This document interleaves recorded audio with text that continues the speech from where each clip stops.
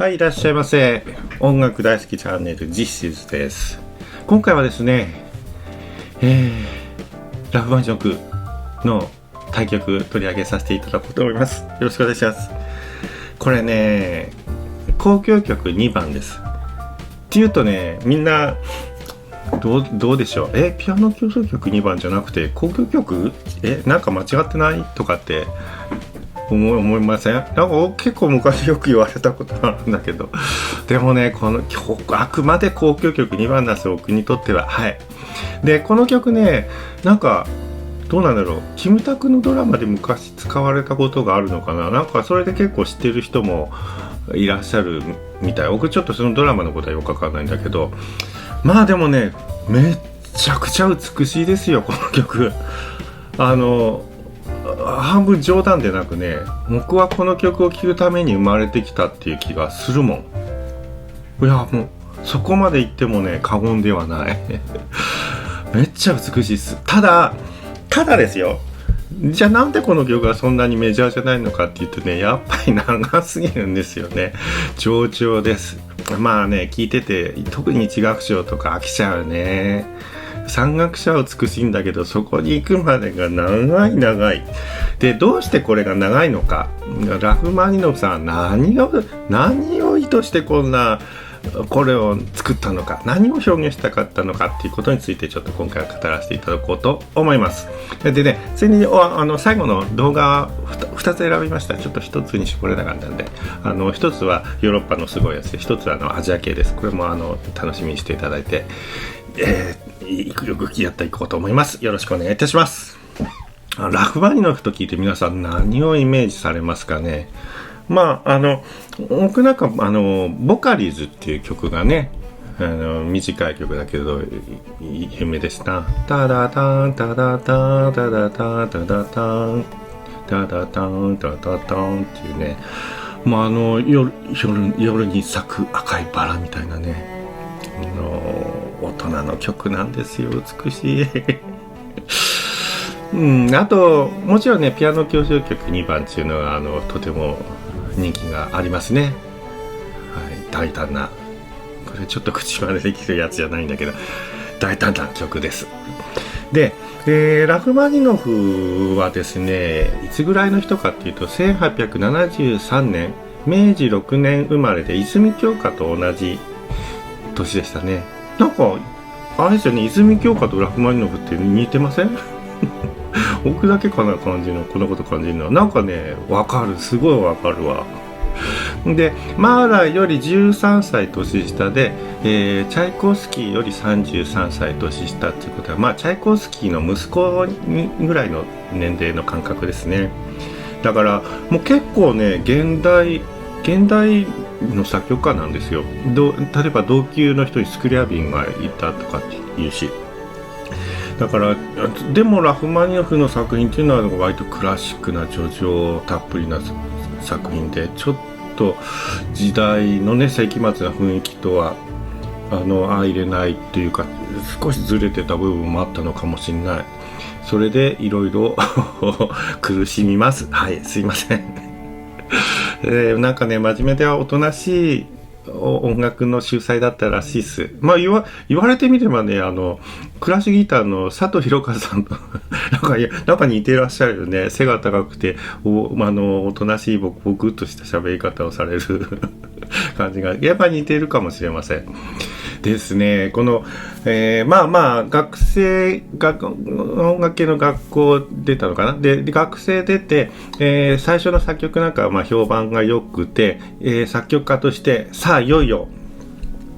交響曲を一発作るぜっつって20代半ばにチャレンジするわけですよ。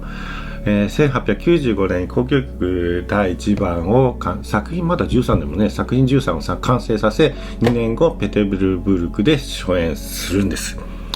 大勝負ですよね作曲家としてここでは失敗できないというところで、実は大失敗になっちゃうそしてもう精神薄弱になっていくんですが、まあでもね、わかりますよね。今回紹介させていただく交響曲2番ってすごい美しいところがもうあちこちにあるから僕は大好きなんですけど、もし交響曲2番にその美しいところがなくてそこはちょっと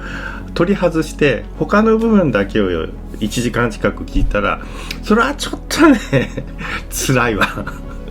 だから多分交響曲1番のその最初の感じっていうのもそういうところだったんじゃないかな。だから土台は同じなんだけど、そこになんかね咲く花がなかったっていう感じですね。でもうその勝負の交響曲って全然ダメで、もうね作曲できなくなっちゃうんですよ。もう参っちゃって、それも数ヶ月参るんじゃなくて何年もねもう作曲できなくて音楽もできなくてみたいな感じになっちゃったらしい。でそこからでも20代後半に、復活するんですよね。でピアノ協奏曲2番っていうのが大ヒットして作曲家としての名声を確立するんです。でピアノ協奏曲2番が発表されたのが1900年、初演の成功が1901年で、翌年1902年に結婚っていうことで、この時系列だけ見るとやっと作曲家として成功して素敵な連れ合いと結婚なさったんだなというふうに捉えがちですが、実はちょっとこれは逆でしてね、ですねこの彼が結婚したのはいとこさんなんですよ。で当時のそのロシアでもいとことの結婚は禁止事項で、どうしてもっていう場合は皇帝の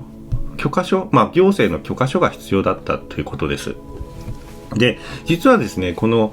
3年前に婚約はしていたとね。そうすると婚約をしてもう付き合って、でその、昔なじみのいとこが彼を支えてくれて、ようやく立ち直ってピアノの協奏曲を書いたら成功した、で結婚したっていう、実はそういう流れがあったみたいですね。詳しいなんか伝記とかを読んでないんですけど、時系列で見るとそういう流れになります。子供もできましてお金も必要ということで、1904年から2年ほどボリショイ劇場の指揮者として頑張る。お父さん金も稼がなきゃいけないでもさすがにこれがちょっとね本来の作曲家としての仕事が随分難しくなっちゃうということで、2年ぐらいで辞めて、それで、ドレスデンとか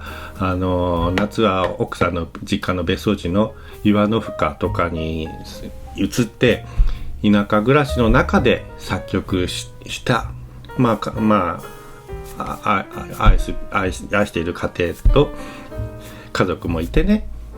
作曲家としてもある程度成功して、で改めて批判を浴びた交響曲にもう一度チャレンジしてみたのが1907年の作品交響曲2番お誕生ってやつですよ。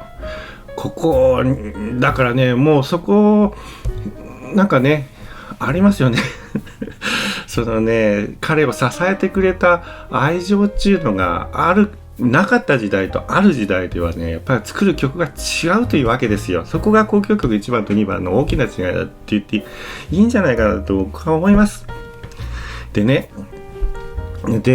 その交響曲っていうかラフマニノフの音楽についてどういう捉え方をしたらいいのかなんですけど、ちょっとねいわ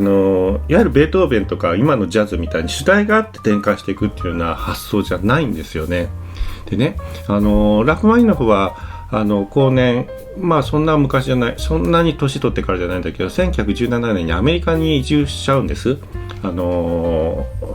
シア革命とかがなんかごちゃごちゃって危険な感じがしちゃってきてアメリカに移っちゃう。でアメリカに移ってからラフマニノフは作曲がすごく少なくなっちゃって、そのことについて聞かれたことに対して彼が答えているのが、私はもう何年もライ麦畑のささやきも白樺のざわめきも聞いていない、だから曲がうまく作れないとおっしゃってる。でこれね面白いのは旧ソ連におけるラフマニノフのレガシー、イワノフカにおける彼の仕事っていう愛知県立芸術大学の安原さんという方の論文がとても分かりやすくてありがとうございます。勉強になりました。皆さんもよかったらチェックしてください。だからこの主題から何かを発展していくっていうような交響曲の作り方ではなくて、ラフマニノフの音楽っていうのはなんかね、主題がミルフィーユのようにね重なって循環していくんですよ。まるでなんかの夢や記憶を回想しているみたいなね。だからこうライ麦畑に風がふっと吹いてスーっていうような、そういうあの時に感じる気持ち寂しさとか、なんか自然の恐ろしさ、ジブリ的な恐ろしさとか、そういうものをですねこう積み重ねた音楽作品っていうわけですよ。だからですね、ラフマニノフ交響曲2番大自然みたいなね大自然なんかタイトルをつければそういう感じかなっていう。だからその自然の叙情をね楽しめる方にはとても美味しい曲だけど、そうじゃない方っていうのもいらっしゃいますよね。コンクリートのマンションで育って自然とはちょっと距離があった人生を送っている人たち、そういう人たちはやっぱさ、ブルックなみたいな都会的な音楽が心に突き刺さるっていう人たちはまたいらっしゃるでしょうけども、田舎で育ってねそういうなんか木のざわめきとか草のささやきみたいなのがなんかすごくそういうのを聞くと自分の居場所だっていう人にとっては、このラフマニノフの交響曲はねもう絶品でございます。で有名な三楽章なんですけど、これ美しいんですよね。で僕最初の頃それ聞いた時にすごくイメージされたのが、なんかね真っ白な雪原、スキー場でもいいんだけど、雪原に一人佇む女性がいて、でそれをね上空からぐーっと俯瞰するようなイメージ。今で言えばドローンでみたいな話になっちゃうんだけど、まるでね、例えばね自分がもう死んでしまって、で自分が死んだ立場で自分の愛する人を俯瞰して眺めるみたいなイメージ。そんなねちょっと超絶的な異世界的なイメージありますけど、もっとね現実的でもいいんですよ。例えばねこの一つのイメージが北海道のね雪原を走るローカル線、晴れた日の昼間のローカル線に乗っていくと、どっかの駅に止まってね、ちょっと特急の待ち合わせのために20分停車しますとかっていう瞬間結構あるんですよね。でもうディーゼルのエンジンも止まっちゃって無音の客車の中に、彼女と2人で座っとって、で特急待ちの間にさ、水筒からお茶出して2人で飲むみたいなで雪景色を眺めながらね。でね、なんかねそういう瞬間ってさ、僕はなんか自分の人生の価値そのものと言ってしまっていいような瞬間かなって思うんですよね。だからそんなイメージに結びつくこの交響曲はもうなんかね人生の価値そのものっていうのは本当に全然大げさじゃなくて自分にはそう感じる曲なんだちょっと大げさに思われるかな。でも正直なところです。はい、ちょっとね音楽的な付け足しさせていただきます。この美しい旋律があって、そこにソロ楽器の旋律があって、そこに弦楽器がこう伴奏をつけるときにね、白玉っていうかっていうけどパッドとかね、DTM 用語で言うけど長音でねブーって和音をこうなんか重ねていく重層的なイメージっていうのはまあ普通にありがちだと思うんですけど、ラフマニノフの曲ってねそう単純じゃないんですよ。弦楽器がねなんかなアルペジオみたいな旋律を弱くウィウィウィウィウィって弾いて、ただ白玉で流すんじゃなくてね、すごく揺らめいてるんですよ、各楽器が。本当に耳で聞こえるか分かるか分からないぐらいちっちゃい音だけど、弦楽器も木管もいろいろ揺らめいてるんですよね、背景で複雑に多層的に。これがねそれが旋律を天上的な美しさにね、天国的な美しさに押し上げていくラフマジの作品すごいっすよ。なんだろうこれアルペジエーターパッドでも言うんでしょうかね。ちょっと音楽作る人がこのラフマジの原曲の楽譜チェックしていただけると、おおこういうことやってんだって思う気がつくことあると思います。はい、すいません長くなっちゃって。で演奏ですね、今回2つケン君は2つ紹介させていただきます。1つはオランダ放送フィルハーモニー管弦楽団、指揮がイエンセンさんで、2010年のものです。若干古いんですけども、これがねこのマイナー曲にあってなんか700万回再生っていう、ちょっとクラシックでは一桁多い再生になっておりましてですね、これ何がすごいのか、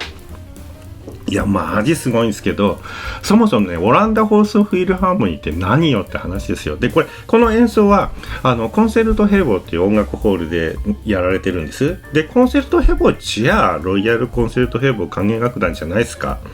ね。ウィンフィルやベルリンフィルと並ぶ世界三大オーケーと言っても過言じゃない有名な管弦楽団がございますホールで、なぜ放送フィルハーモニーが名演をやったのか。なんかねこれはもう完全に僕の邪推なんですけど、まあ演奏家としてはさ、もちろんコンセルトヘボ管弦楽団に入れたらそれは名誉でございますよ、誰だってそう思う。でもさ、やっぱりそのコンセルトヘボ管弦楽団には管弦楽団の音がございましてね、ウィンフィルにはウィンフィルの音があるようにね、表現とかが、まあ、指揮者によって変わるとはいえオーケストラの持つ音色というか表現力っていうのはあるから、それに従わない人は入れないわけですよ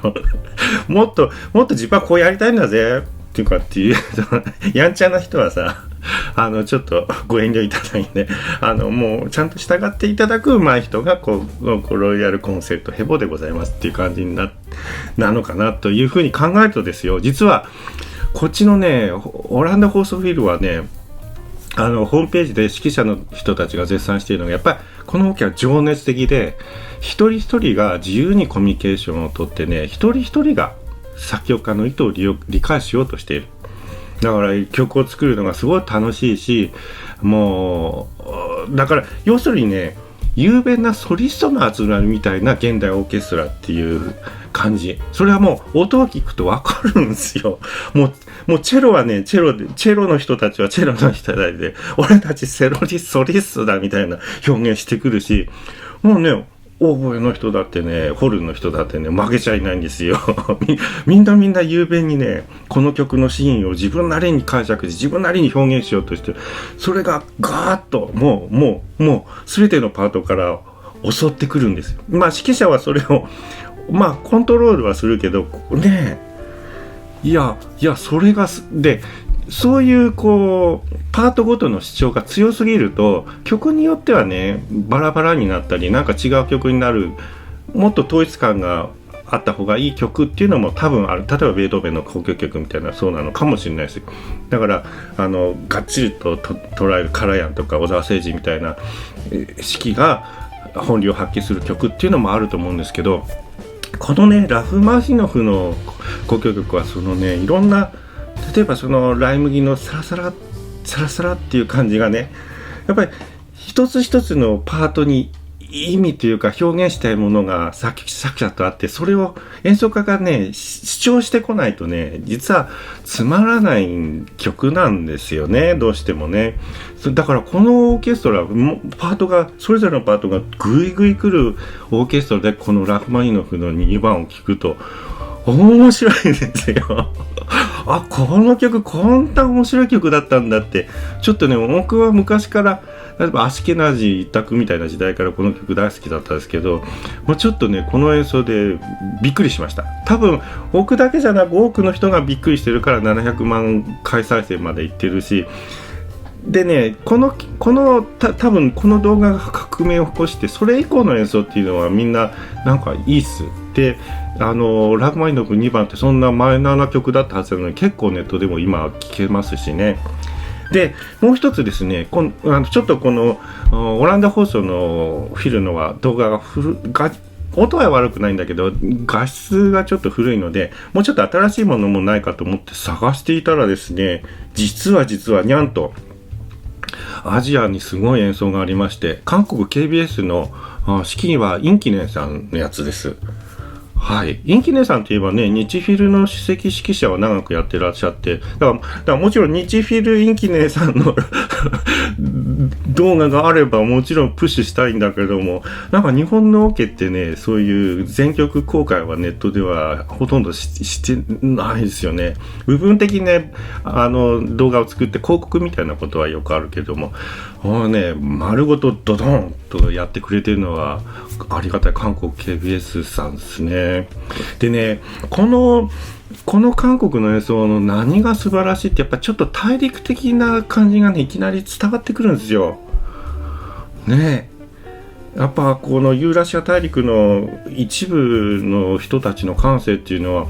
やっぱロシアとかラフマニノフと通じやすいんじゃないですかね。例えばほらなんだっけ、イタリアのビターリのシャコンヌっていうのもすんごい情熱的なバイオリン曲があるんだけど、あれもただ技術で弾くんじゃなくてね、中国とか韓国のとかね、中央アジアの人たちが弾くともうなんかね、馬で無限の大陸を駆け抜けていく叙情みたいなのがブレブレ伝わってくる。やっぱりちょっとすごいっすよね。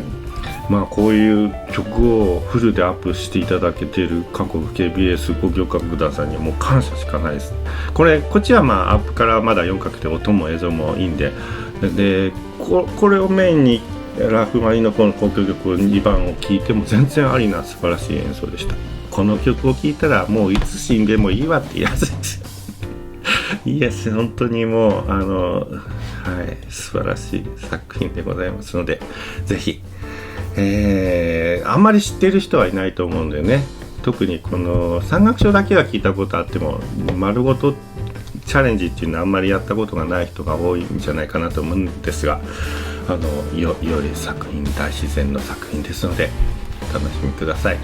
動画リンクさせていただくのはオランダ放送フィルムハーモニコン交響楽団、指揮がエイヴィン・イエンセンさ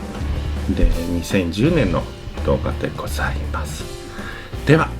お楽しみくださいませ。This is Zesta。ありがとうございました。